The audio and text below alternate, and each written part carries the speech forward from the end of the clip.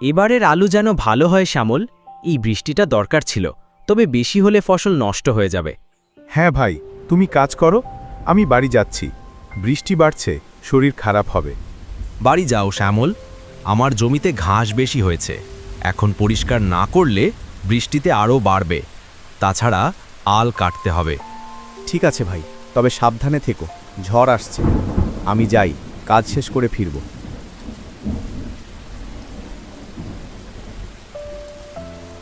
সন্ধ্যা। হারান ক্লান্ত একটি বড় গাছের নিচে বসে। হঠাৎ গাছের ডাল ভেঙে তার পায়ের উপর পড়ে। মরে গেলাম, কেউ আছো? বাঁচাও, পা ভেঙে গেল। এ কি হারান, তুমি এমন চিৎকার করছো কেন? ঝড় বৃষ্টিতে মাঠে কি করছো? জমিতে কাজ করছিলাম ভাই, গাছের ডাল ভেঙে পড়েছে। পা হাঁটতে পারছি না, যন্ত্রণা হচ্ছে। তোমার পা তো ভেঙে গেছে, চলো কবিরাজ মশাইয়ের কাছে নিয়ে যাই।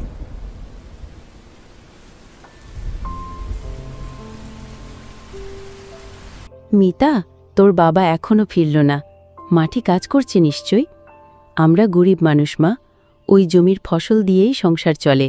মা, বাবা এলে বলো স্কুলের বেতন 2 দিনের মধ্যে দিতে হবে, নইলে স্কুলে যেতে নিষেধ করেছে। ঠিক আছে মা, তুই পড়তে বস। হারান, কোনো কাজ করা যাবে না, সম্পূর্ণ বিশ্রামে থাকতে হবে। এই ওষুধ খাবে। আমি গরিব মানুষ কবিরাজ মশাই, কাজ না করলে সংসার চলবে কিভাবে?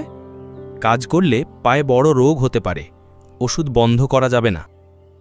এই নিন কবিরাজ মশাই, আপনার টাকা। হারান, চলো তোমাকে বাড়ি পৌঁছে দিই।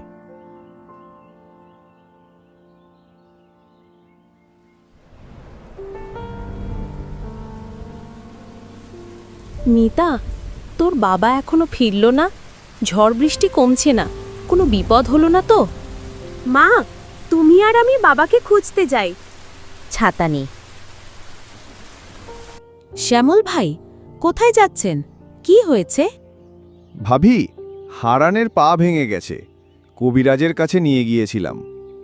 তোমাকে কতবার বলেছি ঝড় বৃষ্টিতে মাঠে থাকবে না, এখন পা ভেঙে বসে আছো। শান্ত হও মালতী, কয়েকদিন বিশ্রামে ঠিক হয়ে যাবে।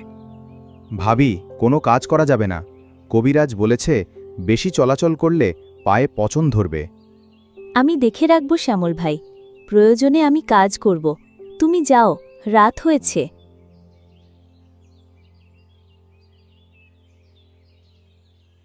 মিতা, আমি মাঠে যাচ্ছি, তুই রান্না কর। তোর বাবার কি লাগে জিজ্ঞাসা করিস। ঠিক আছে মা, বাড়িতে কচু শাক ছাড়া কিছু নেই, এটাই যে পাচ্ছি এটাই অনেক। মালতী, আমার জন্য এত কষ্ট করছিস? পা ভালো হলে আমি সব ঠিক করে দেব। তুমি চুপ করো, আমি মাঠে যাচ্ছি। আলুর জমি আমাদের শেষ সম্বল।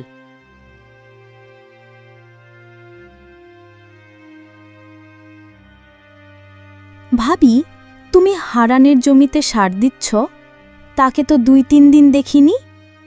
হারানের পা ভেঙে গেছে গোপীনাথ, আলুর পাতা কুঁচকে যাচ্ছে, তাই গোবর সার দিচ্ছি। তোমার আলু তো তেমন ভালো হয়নি, শুধু গোবর সারে কি হবে? কীটনাশক দিতে পারো।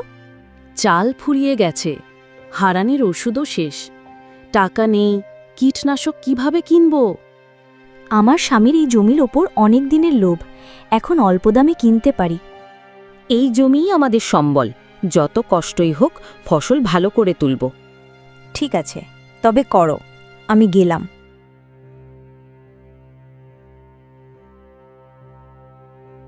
শফিক ভাই, জমিতে পানি শুকিয়ে গেছে, একটু পানি দিতে পারেন? হারান আমার কাছে 200 টাকা পায়, আগে টাকা দাও, তারপর পানি দেব। দয়া করুন শফিক ভাই, পানি না দিলে আলু গাছ শুকিয়ে যাবে। এই ফসল বিক্রি করে সারা বছর চলতে হবে। আমি এত কিছু বুঝি না, টাকা দাও, নইলে চলো। ঠিক আছে, আমি যাচ্ছি।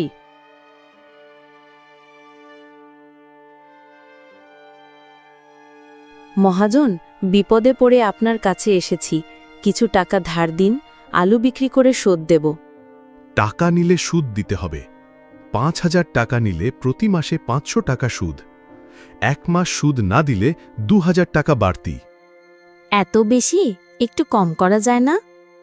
কম হবে না। নেবে তো নাও, নইলে যাও। ঠিক আছে, 5,000 টাকা দিন। এই নাও টাকা, সময় মতো শোধ দিও, নইলে বেশি দিতে হবে। আমি আসি। মা, এত দেরি করলে কেন? মাঠের কাজ শেষ করে মহাজনের কাছ থেকে টাকা নিয়ে চাল আর সার কিনেছি। কবিরাজকে ডাক, তোর বাবার ওষুধ লাগবে। মালতী, তুই এত কষ্ট করছিস? তুমি চুপ করো, আমি কবিরাজের কাছে যাচ্ছি।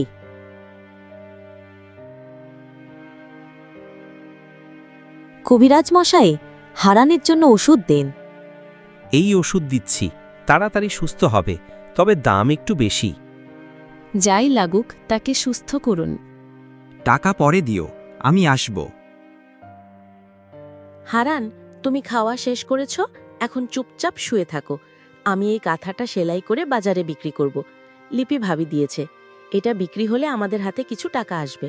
এখন এটাই আমাদের একমাত্র রাস্তা। আমি বলছি, এই কাঁথা বাজারে ধুম তুলবে। মালতী, আমি আর শুয়ে থাকতে পারছি না। এই বা একটু ভালো হয়েছে, আমি জমিতে যাব। আমি বলছি, আমরা পটল চাষ করব। এবার আমাদের ফসল বাজারে নাম করবে, আর আমরা মহাজনের মুখে ঝামা ঘষে দেব। ঠিক আছে হারান, তুমি বিশ্রাম করো। আমি আর মিতা জমির কাজ শুরু করছি। কবিরাজ বারণ করেছে, তুমি বেশি চলাফেরা করো না। আমরা জমি তৈরি করব, আর এবার আমাদের ফসল সবাইকে তাক লাগিয়ে দেবে। আরে মালতী ভাবি, তুমি এখানে কাঁথা সেলাই করছো, আর তোমার জমিতে গরু ঢুকে সব আলু খেয়ে ফেলেছে। এখন কি করবে? তোমার স্বপ্ন তো শেষ। হারানের জমি এবার আমার স্বামী কিনে নেবে। কি বলছো গোপীনাথ? আমি দিনরাত ঘাম ঝরিয়ে আলু ফলিয়েছি, আর গরু সব নষ্ট করে দিল? এটা আমি মানব না। আমি এখনই জমিতে যাচ্ছি, দেখি কি অবস্থা। মা, তাড়াতাড়ি চলো, জমির সবকিছু দেখতে হবে। আমি বলছি, আমরা এই জমি বাঁচাবো। দেরি করলে সব শেষ হয়ে যাবে। চল মিতা, আমি দেখব কিভাবে এই বিপদ থেকে উঠে দাঁড়াই। আমাদের জমি আমাদেরই থাকবে, আর এবার আমরা সবাইকে দেখিয়ে দেব আমরা কত শক্তিশালী। এই কি মিতা, আমাদের সব আলু শেষ। এই জমি ছিল আমাদের শেষ সম্বল। মহাজনের টাকা এখন কিভাবে শোধ করব? আমি বলছি, আমরা হারব না, আমরা নতুন ফসল ফলাবো। মা, আমরা পটল চাষ করব। আমি বলছি, এবার আমরা সাবধানে কাজ করব, গরু ঢুকতে দেব না। আমাদের ফসল বাজারে ধুম তুলবে। মালতী, আমার পা এখন অনেকটা ভালো। আমি বলছি, আমরা পটল চাষ শুরু করি। এবার আমরা মহাজনকে দেখিয়ে দেব আমরা কারা। আমাদের জমি আমাদেরই থাকবে। ঠিক আছে হারান, তুমি দেখিয়ে দাও। আমি আর মিতা জমি পরিষ্কার করছি। এবার আমাদের পটল ফসল বাজারে ঝড় তুলবে, আর সবাই আমাদের নাম জানবে। বাবা, আমরা সবাই মিলে এই জমি বাঁচাবো। এবার আমাদের ফসল সবাইকে তাক লাগিয়ে দেবে। আমরা জয়ী হব। হারান, আমার টাকা কই? তুমি কি ভেবেছ আমি চিরকাল অপেক্ষা করব? আমার সুদ সহ টাকা এখনই দাও, নইলে এই জমি আমার হবে। মহাজন, আমি 3,000 টাকা জোগাড় করেছি, এটা নিন।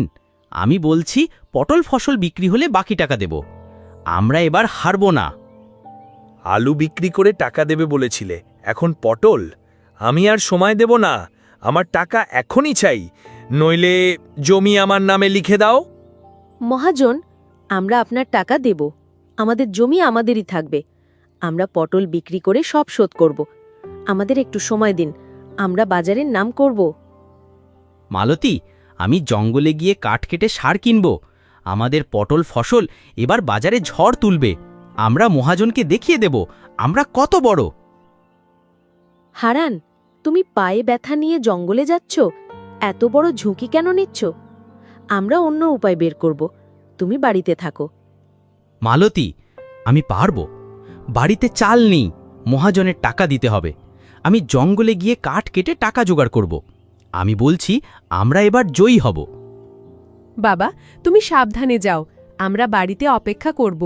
তুমি ফিরলে আমরা জমিতে কাজ শুরু করব আমাদের ফসল বাজারে নাম করবে। মিতা, আমি কাঠ কেটে সার আনব। আমাদের পটল ফসল এবার সবাইকে তাক লাগিয়ে দেবে। আমরা মহাজনের মুখ বন্ধ করব। বাকি গল্পটি জানতে আমাদের চ্যানেলটি সাবস্ক্রাইব করুন। আমরা শিগগিরই দ্বিতীয় পর্ব আপলোড করব।